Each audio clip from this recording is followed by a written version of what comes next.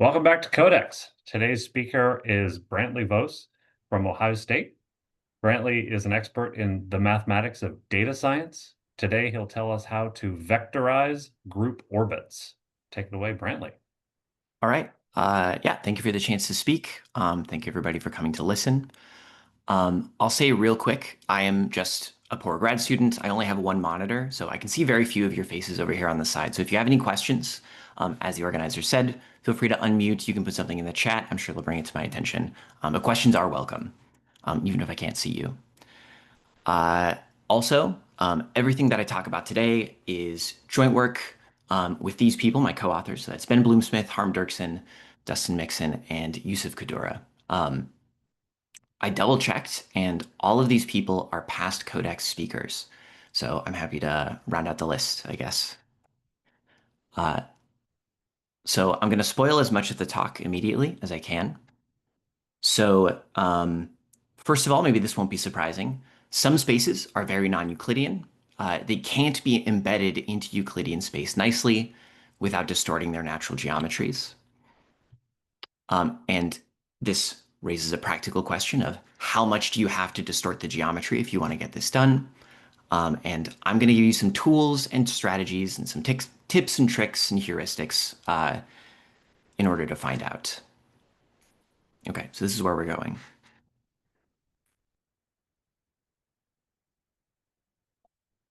All right, let's begin with some motivation. So if you're not familiar with this word vectorization, the general idea is this. Many machine learning techniques expect your data to come in the form of vectors. They expect each point to be a point in some Euclidean space, a list of numbers. Many kinds of data are not already in this form. So there's many examples. Here's some text. If you have graphs, maybe each data point is a shape or a database. Maybe if you have some categorical variables in your data. These things don't naturally come as vectors. They take a little bit of work. You have to turn them into vectors somehow.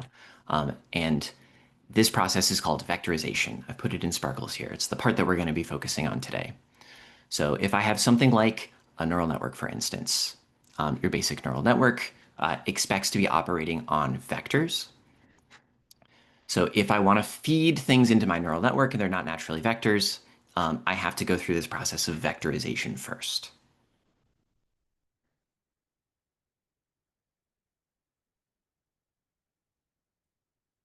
All right. Let's kick things off with an example. And I'm going to ask for a little audience participation here.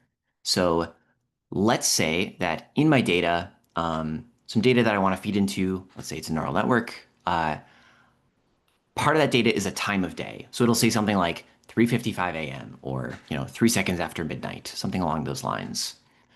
How can I take a time of day and encode it as a vector? So I either need a number or a list of numbers. Can somebody give me a scheme for how I might get this done? Yeah, put it on a circle. Right? Mm.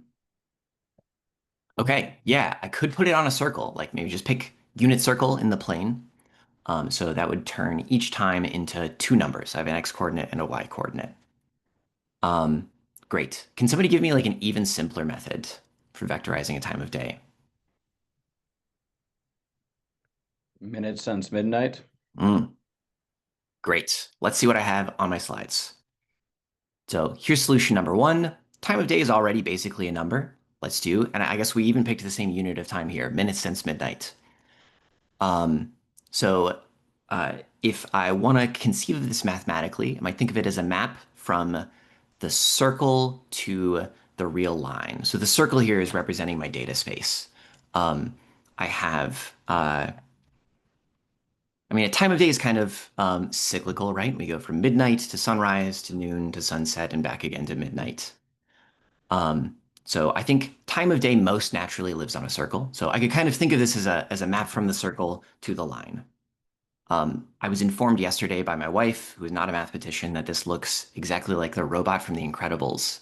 And I have to agree, it's a little uncanny, but it is too late to change the figure. This map has one glaring issue, which is that it's discontinuous. So we just kind of have to hope that the model downstream learns that, the time right before midnight and the time right after midnight should be treated similarly. So we're hoping that it can pick this up from the data. We just have to hope and pray. Here's a second solution. And this is the one that John said a second ago. I can just map my circle to the unit circle. So I kind of think of each time as a position on a big 24-hour clock, and I map each time to the coordinates, like the XY coordinates on the face of that clock. This, excuse me.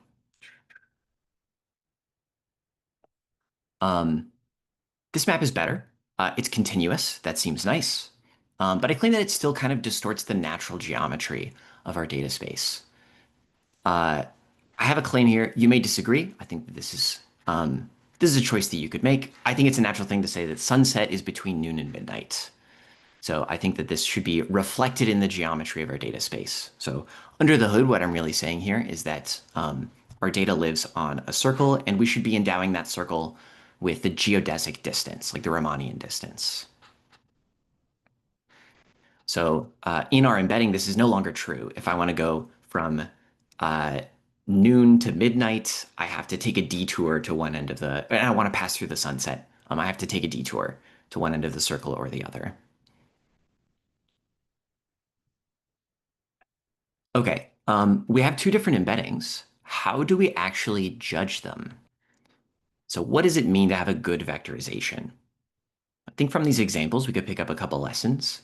We want nearby points to map to nearby points. We want distant pairs of points to map to distant pairs of points.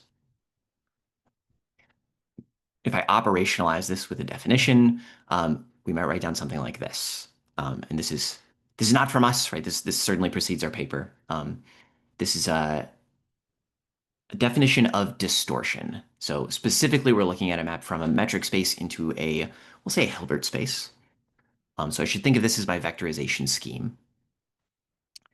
And to measure the distortion of that map, what I do is I find the upper and lower Lipschitz constants of my map. So the upper Lipschitz constant is probably familiar.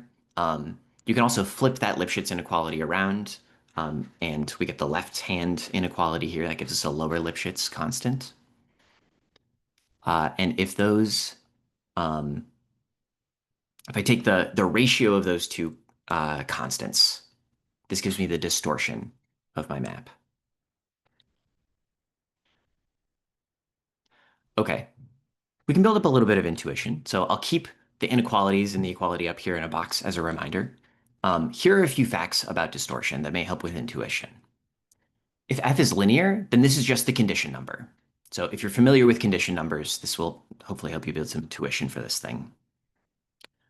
If f is either discontinuous or if it's not injective, then the distortion will be infinite. So we kind of think of that as like a huge violation of the geometry of your domain.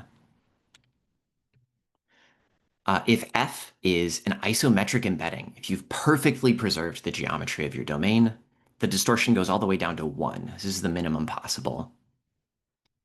If f is a scalar multiple of an isometric embedding, the distortion is still 1. This is a feature of the distortion. It's dimensionless, so it doesn't depend on the units that you select. And here's a bit of terminology in case I bring it up later.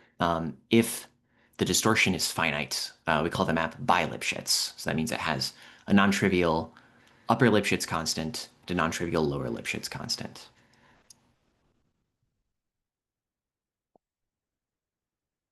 Okay, questions about distortion or anything so far?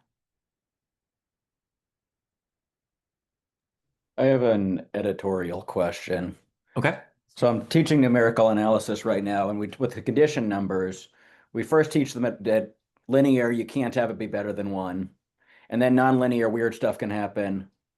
And this seems to fix that problem, because anytime you explain something's got a condition number better than 1, it just doesn't make any sense.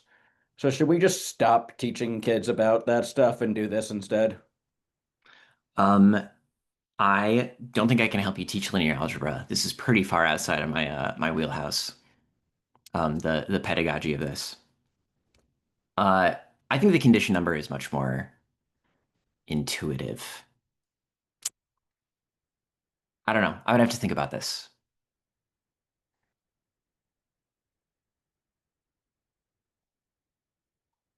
Okay. So we've seen a couple examples of embeddings. Let's talk about the distortion of these. So for the first one, we said it was discontinuous. That means the distortion is going to be infinite. For the second embedding, the distortion ends up being finite, and we can, it's not too tough to actually calculate the distortion. So we need to know, all right, if I map from the geodesic circle, right, circle with geodesic distance, and I just map it to the unit circle, we just need to find the upper Lipschitz constant, the lower Lipschitz constant, and take the ratio of those two. So I think it's not hard to convince yourself that the upper Lipschitz constant should be 1.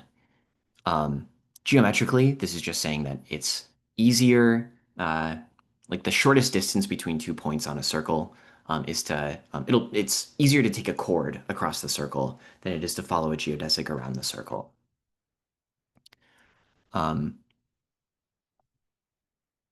Yeah, the upper Lipschitz constant ends up being 1. The lower Lipschitz constant ends up being defined by 2 antipodal points. So we're looking for 2 points that are far apart in the domain, but end up being closer together in the codomain. And if I look at 2 antipodal points on the circle, they are distance pi apart in the geodesic distance, because I have to follow an arc all the way around the circle, but they're only 2 units apart in the unit circle. So that Lipschitz constant ends up being 2 over pi. And when I take that ratio, I get pi over 2.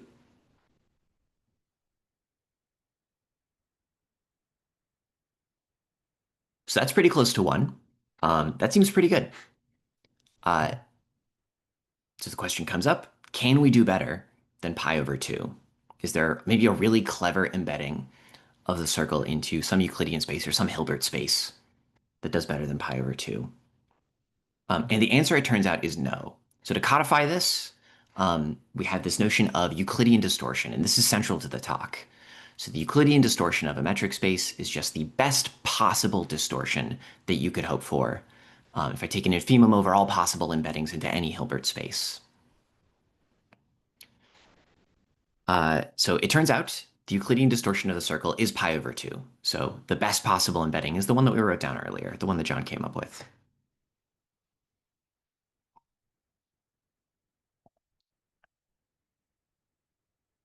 Okay, a little intuition about the Euclidean distortion. We should think of this as a fundamental obstruction for vectorization schemes. If my data lives in some metric space X and I want to vectorize it, the Euclidean distortion is some obstruction to making a good vectorization scheme. This tells me how much I'm going to have to distort my data when I vectorize it. Sorry, how much I'm going to have to distort the geometry of my data space when I vectorize it. So if my distortion is 1, that means it can be isometrically embedded into some Hilbert space. If the distortion is much larger than 1, this means that I can't embed it in Hilbert space without significantly distorting my the geometry of my data space. Okay, one more bit of background. We're going to zero in on a specific kind of data space here. So I'm going to write down a few, and then we're going to pull a common thread. So here's one. I can think of a graph as living in this quotient space. So I can take a graph, I can write it down as, let's say, an adjacency matrix. But in order to do that, I had to make this arbitrary decision about how to order my vertices. So if I mod out by that arbitrary decision, I can say that my graph lives in this quotient space, Rn cross n. It's an n by n matrix modded out by conjugation by these permutations. Point clouds have something similar going on if I have like an unordered set of vectors in RD. If I want to write that down as a matrix, there's an easy way to do it. I just take a big matrix of coordinates, but I have to make some arbitrary decisions. I have to decide how to order the points in my point cloud. And I have to pick an orientation for this point cloud, right? If all I care about is the shape, then the orientation is an arbitrary decision. Finally, here's another example. Maybe if I have like a 2D silhouette, um, I can maybe I can write this down as a sample of n points along the outside of my silhouette. But again, I need to make some arbitrary decisions. I need to decide how to orient my shape, and even if I have to decide what order to sample my points. So even if I make some convention that, all right, I'll order it counterclockwise, I still have to pick a starting place. So the natural space that these things want to live in is R 2 by n modded out by this product O2 cross Cn. So the common thread along all three of these, and there's many more examples of these, my data points are vectors up to some choice of group element. So I have some ambiguity that I represent with the group action. So here's the common thread. Many data types naturally live in these spaces. Euclidean space modded out by some group of isometries. So spaces like this naturally come equipped with this metric, the quotient metric. So for instance, in the point cloud example, this will give you the 2 Wasserstein distance. So this leads us to the question, what is the Euclidean distortion of such a space? We're not the first people to study this kind of thing. Here are some previous results. So there's very few quotients for which the distortion is actually known. So we are ultimately hoping to add to this list. So here's the problem. I have a Hilbert space, finite dimensional. I have a group that acts on it via isometries, and we just seek to bound the Euclidean distortion. We want upper and lower bounds, and when possible, we want exact computations. Okay, this is the problem. This is all of the setup. Any questions about the setup before we dive into how we try to solve this? Yeah, Natalia, go ahead. Yes, Brantley. So when you say that Euclidean distortion is much larger than one or smaller than one, is there any like cutoff to decide when it actually is large or kind of think of that? Yeah, so first of all, it cannot be smaller than one. One is the absolute minimum. So if it's one, that tells us that it embeds isometrically into a Hilbert space. When I say large, this is just I think it's purely qualitative. Like pi over 2 seems pretty good. Maybe for your application, pi over 2 is actually not good. So when I say large, I don't have some specific cutoff in mind. Great, thanks. Any other questions?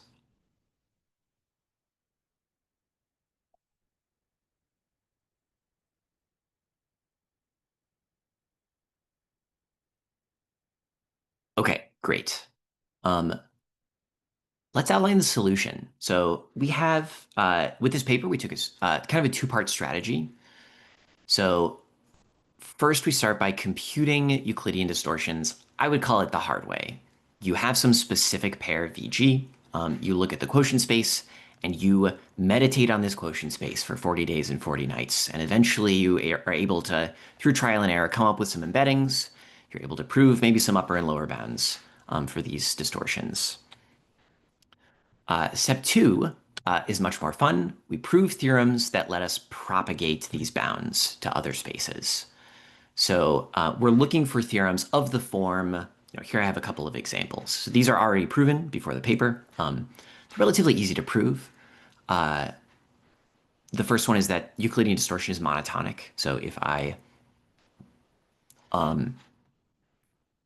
x is a subset of y, then the distortion of x, it cannot be larger than the distortion of y.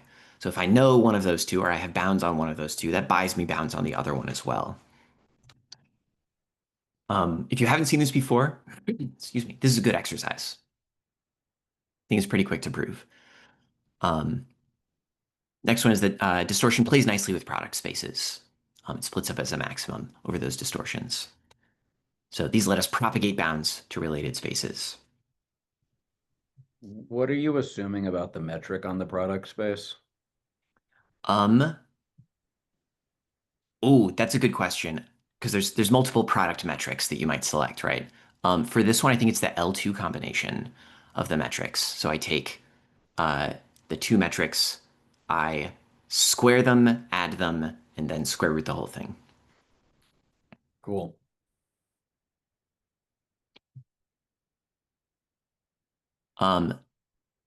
So let's get into the hard way. We'll start with an example. I think that this is emblematic of the approach that we took for all of the hard way computations. So let's look for an embedding of this quotient space. So I have R by N matrices, and I'm modding out by multiplication by orthogonal matrices. So if you want to interpret this space, you can think of this as like ordered point clouds. Maybe I have some shape that I'm trying to encode, so I like find the coordinates of a bunch of landmarks on that shape.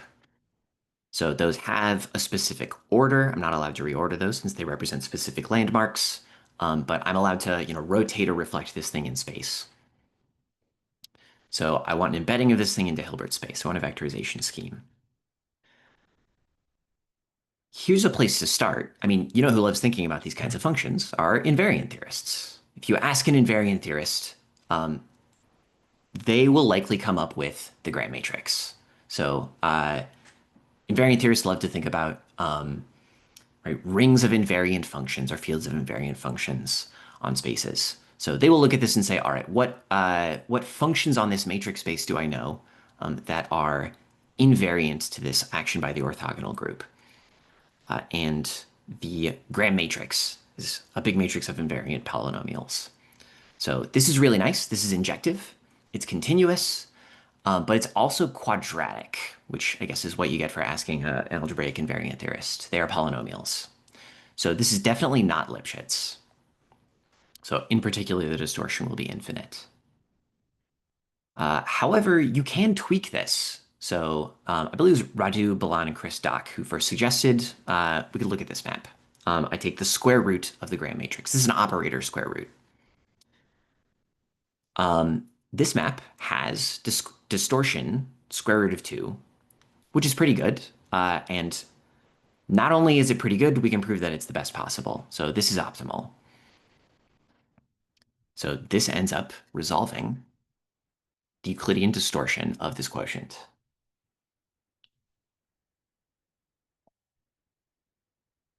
This gives us a blueprint for calculating things the hard way.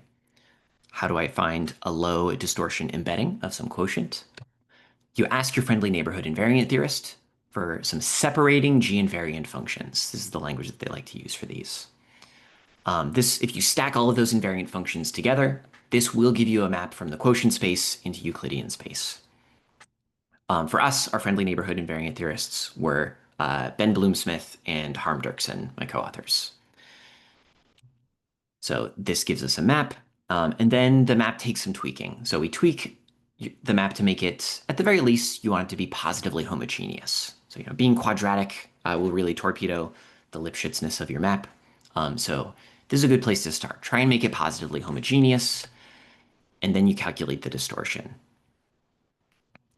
I want to emphasize that this is a very slow process. It really is a process of guess and check. Invariant theory gives you a place to start, but you have to follow this up with a lot of computations. You don't know, there's a lot of ways to make something homogeneous. You don't know the right way to do it. And then once you have a map that you think might be good, calculating the distortion can be very difficult. So here are some examples. There are a lot of details on this slide. My goal is not for you. What you should receive from the slide is not all of the details. What I would like for you to receive is just the flavor of the kind of map that you may receive from an invariant theorist and the kinds of modifications that we end up having to make to give them a nice finite distortion. So an invariant theorist might give you things like Pluger coordinates or Graham matrices or tensor powers of your vector. And there are lots of ways to make these things homogeneous. You can divide by norms. You may have to add coordinates to improve the distortion. You may have to make spectral modifications. Yeah, there's really not a good through line through all of these. I mean, we tried to pull out some, But ultimately, I do think this comes down to trial and error. So we tried to look for a more systematic way to do this. Maybe you take some generators of some ring of invariant polynomials and you go through some standard process to normalize them. We were not able to come up with anything. So if you can come up with a more systematic way, I would love to hear about it. If you think this is interesting, I completely agree. So I don't have an answer to this question if there's a more systematic way.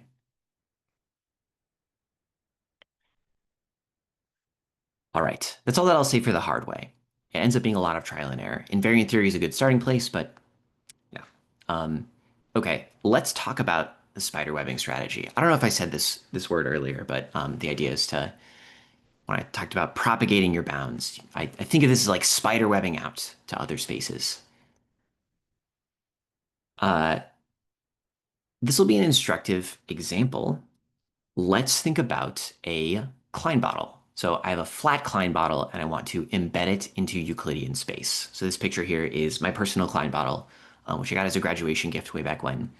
At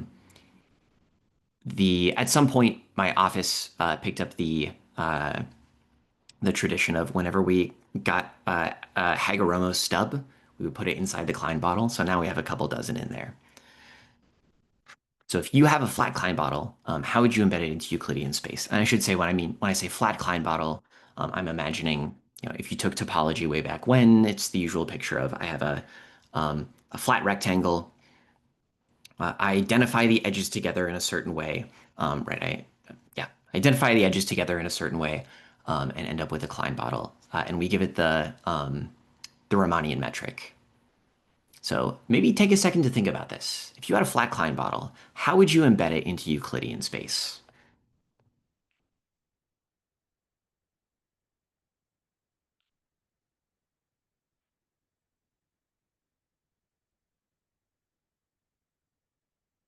I can tell you what we did.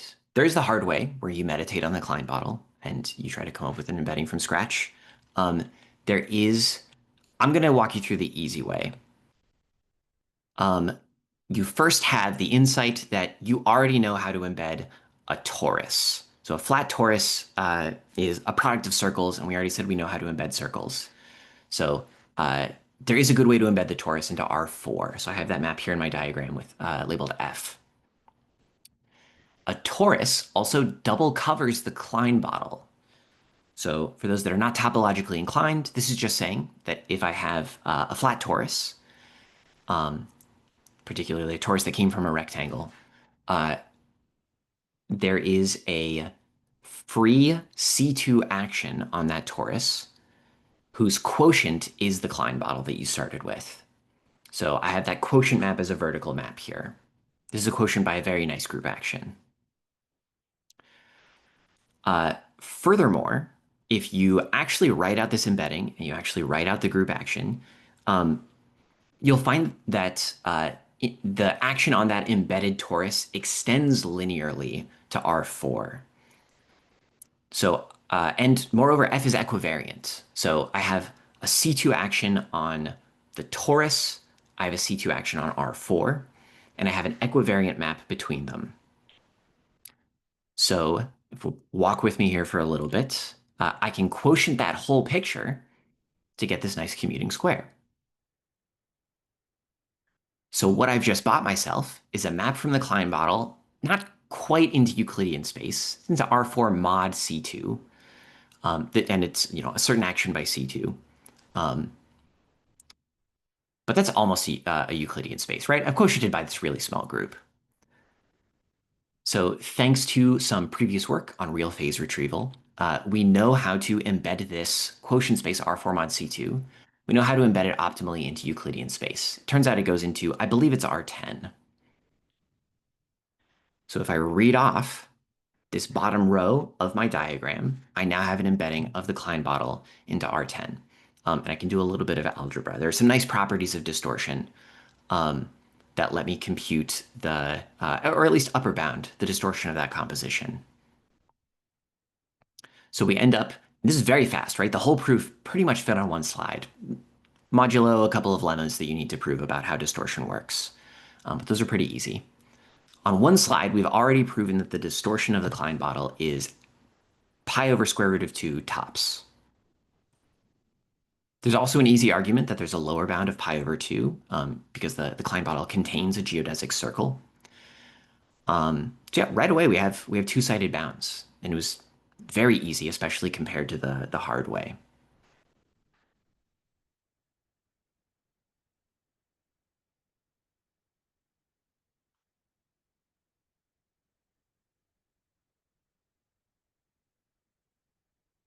All right, this logic generalizes. Here's a generalization. So if I have a finite group, in our case it was C2, acting by isometries on a metric space, in our case it was the torus, then the distortion of that quotient is bounded above by the distortion of the parent space times this constant. And it's a constant that depends on the isomorphism class of your group. So we decided to call this the contortion of the group. I also went with capital upsilon. I think that this is a Greek letter that gets less love than it deserves. People think it looks too much like a Y, but I disagree. I think it's distinctive enough. The contortion of a group is defined to be the supremum of all of the quotients that you get by looking at orthogonal, real, finite dimensional representations of your group.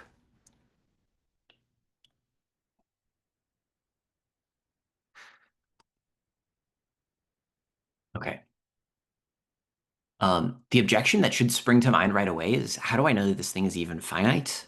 It's a supremum over all representations of a finite group. There's infinitely many of those. How do I know that this is a finite number? I don't think it's obvious, but it is true. So I have, I'll get to that in 1 second. I have the definition of contortion up here at the top as a reminder. Here's a fact. So the contortion of a group is bounded above by a bound that grows like the order of your group to the 5/2 plus epsilon. So this comes from a previous paper by Dustin and Yusuf, two of my co-authors. They proved this with max filtering techniques. So, they didn't have the language of contortion, but you can interpret their statement as a claim about the contortion of a group. So in particular, this does imply that it's finite for all groups. Contortion has a lot of nice properties. Oh, okay, one more. We were able to compute the contortion of exactly 3 groups. Seems like it's pretty difficult to nail down in general. We computed it for the trivial group. We computed it for C2. It was square root of 2. That's where the square root of 2 came from in our Klein bottle computation. And we computed it for C3, and we got 3/2. So the reason that we were able to do this for these groups in particular is, well, so the trivial group is the trivial group. But for the other two, the real representation theory of these groups is like particularly nice. C2 and C3 each only have one non-trivial, irreducible real representation.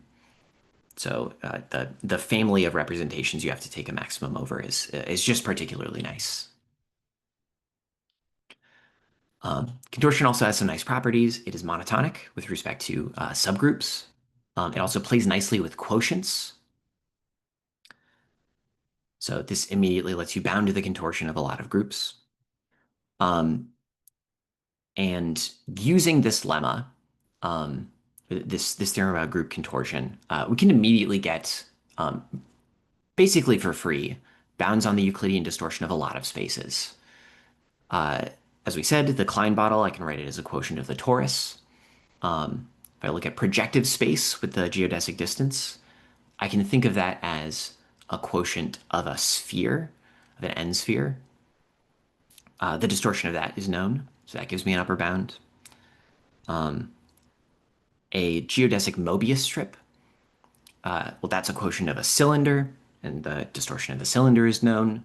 So it just so happens that for all these examples I wrote out here, pi over square root of 2 is the upper bound. But yeah, I just want to emphasize how quick it was to get all of these upper bounds. Doing things the hard way takes a very long time. This definitely is the easy way. All right, any questions about group contortion before we move on to another strategy?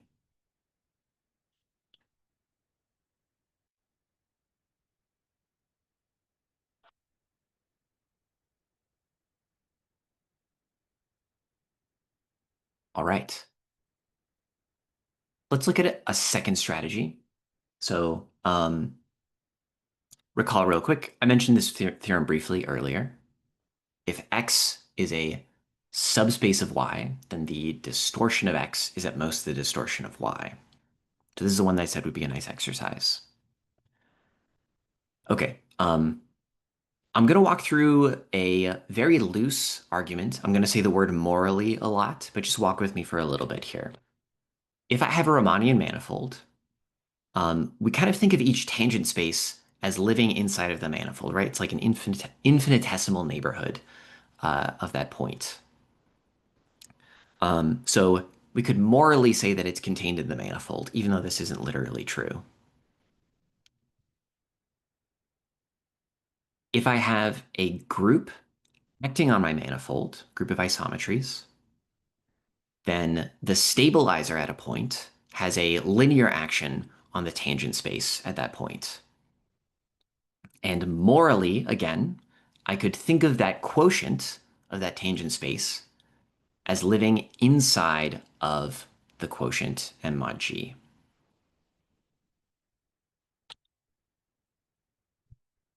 So maybe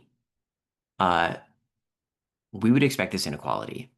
So if that inclusion were literally true, then my top line would imply this inequality, that if I take the linear action of the stabilizer at a tangent point, and I look at that quotient, that distortion will be bounded above by the distortion of the manifold quotient. So here's a picture. My manifold here is R2. The group acting on R2 is C2 cross C2. And we're gonna, and it's generated by these two reflections, this blue reflection and a red reflection. If I zoom in on this point P, the stabilizer at that point is C2, and C2 acts on that tangent space with this one reflection, the blue reflection. And in the quotient, lo and behold, nearby that point P, the kind of an infinitesimal neighborhood ends up looking like the tangent space modded out by this action, the C2 action.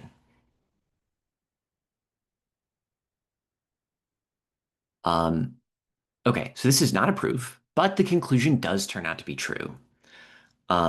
There's one thing that kind of keeps me awake at night, which is that we used, ultimately, if you drill down into the proof, we ended up using a lemma that relies on an ultra product construction. So this did not bother any of my co-authors, but this ultra product constructions rely on non-constructive axioms. So I have to introduce something like the axiom of choice or like the ultra filter lemma in order to make the proof go. This does bother me, especially because this feels so tangible.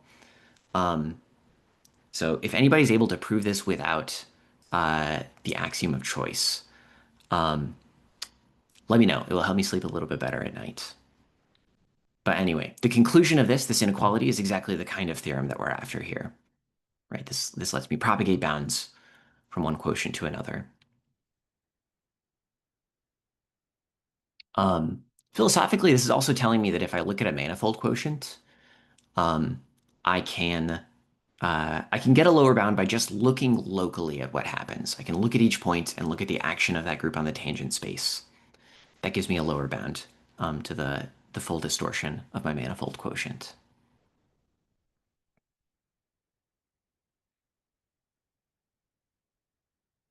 Okay, let's put these to the test. We've got a couple nice theorems for propagating bounds from one space to another. Let's test these out by thinking about wallpaper groups. So wallpaper groups are defined to be discrete subgroups of the Euclidean group that have a compact quotient. And I think there's a few reasons for looking at these groups. So we're going to look at the quotients of the plane by different wallpaper groups. There's a few reasons we might want to do this. First of all, it's just a well-known family of group actions by isometries. So it'll be a nice testing ground for the tools that we've developed. So this will hopefully show us if we're fooling ourselves about the theorems that we've proved so far. Second, there's been a lot of prior work on Euclidean embeddings of various flat tori, right? So a flat torus can have all sorts of different geometries depending on the lattice that you choose to quotient out Rn by. That group, at least in R2, that group is one of the wallpaper groups, right? If I just have translations that preserve a lattice, that's a wallpaper group. And famously, there's 17 types of wallpaper groups. So it's kind of a natural next step. We've covered that wallpaper group very thoroughly. What about the rest of them? What about the other 16? And third reason is just the wallpaper groups are fun. You can end up with all sorts of nice plots if you think about wallpaper groups. It's nice classical mathematics. Okay, so here's the question. Can we use our theorems to produce bounds for the Euclidean distortion of these quotients by every wallpaper group? So as I said, the torus has been covered, so we looked at the 16 remaining wallpaper groups, and the answer is yes. So again, there's a lot of details on this slide. I don't need you to receive all of the details. All that I want you to receive from this slide is that we have explicit lower and upper bounds for all of these quotients. Also, the proof of this theorem is 2 pages. So I think for a 12-part theorem, that's actually pretty good, especially when we think about the hard way and how much work it took to prove all of those, the distortions for all of those spaces. I do want to draw your attention to one detail. So the first 4 parts are all of the distortions that we were able to calculate exactly. So part A has a bunch of groups that ended up being reflection groups. And it was already known that if I quotient by a reflection group, the distortion ends up being 1. The reason is not complicated. A reflection group, well, okay, maybe that's all that I'll say. The next 3 items are all groups that have non-trivial distortions. They're not 1. But we were still able to calculate exactly. So for all 3 of those quotients, not only were we able to calculate the exact Euclidean distortion and come up with optimal embeddings that realize all of those distortions, all of those embeddings ended up being into 3D. So I did the natural next thing and I learned some Blender. So made some nice plots of all of these. So the left column here shows various wallpapers. So if I take a wallpaper on the left and I quotient it by all of the symmetries of that wallpaper, I end up with some space. And if I optimally embed that thing into Euclidean space, it ends up being in 3 dimensions. And we get the shape on the right. So the first shape, it ended up just being a cylinder. A cylinder embeds into R3, maybe the way that you would expect to see a cylinder in R3. That ends up being the optimal embedding. For the other 2, these both end up being subsets of circular cones. So you can see the point of the cone in each one of those. And this ends up being a subspace of that cone. So a circular cone with a geodesic distance embeds the way that you would expect to see a cone in 3D. And these are sub-embeddings of those optimal embeddings.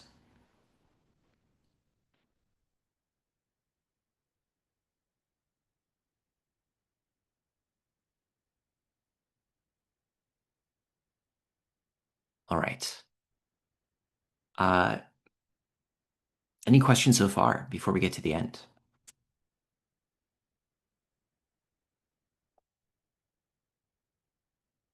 All right. If not, I wanted to real quick just give a summary of some of the other distortion results. So I mentioned some of these. I gave some upper bounds, but didn't give the lower bounds. I mentioned these wallpaper groups are the ones that we just saw on the last slide. But this is just to show that that we were able to extend the table that I showed at the beginning. So all of these are quotients for which the optimal distortion was not known. And for all of these, we're either able to calculate exactly what the distortion is or give 2-sided bounds on what that Euclidean distortion could be. So we have groups on the left, spaces that those groups act on. On the next column, and then the distortions that we're able to calculate in the next column after that. So details for all of this are in the paper if you'd like to see more. All right, with the time remaining, let's get to dessert. So here are some open problems, some things that we were not able to nail down. So this one I mentioned, is there some systematic way to take those algebraic invariants and turn them into some kind of nice low distortion embeddings? Yeah, is there some method that's better than just trial and error for this? Next, for some of those distortions, we came up with two-sided bounds, but we weren't able to nail down exactly what those distortions were. So for instance, here's one that we thought about a lot, but weren't able to actually figure out, even though we got two-sided bounds for it. So this is, excuse me, this is the, that same example where I have like an ordered point cloud, but instead of the freedom to use the entire orthogonal group, I can only use the special orthogonal group. So I'm forced to preserve the handedness of my shape in R-dimensional space. So we have an embedding of this, but we don't know exactly what the optimal distortion of this space is. Contortion of larger groups seems to be pretty difficult. I mean, even for C2 cross C2, we don't know what the contortion of that group is. We can only figure this out for groups where the real representation theory was particularly nice.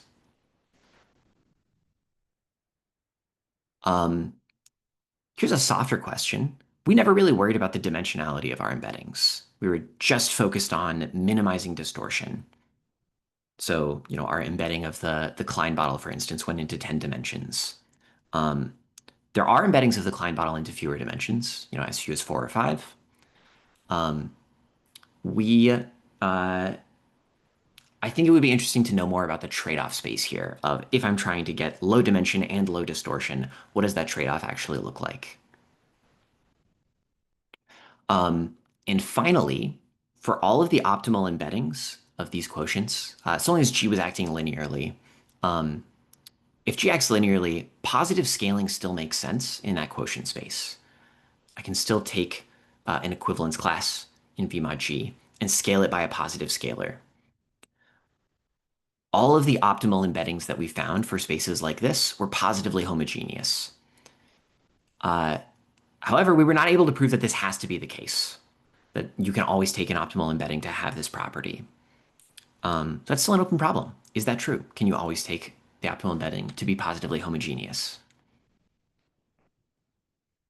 Okay, that's all that I have. Thank you very much for listening. If you would like to read more, I have the name and archive number of the paper here. So thank you everybody for listening. Thanks, Brantley. All right. We're all already clicking buttons, but I'll encourage anybody who didn't already to click buttons to thank Brantley.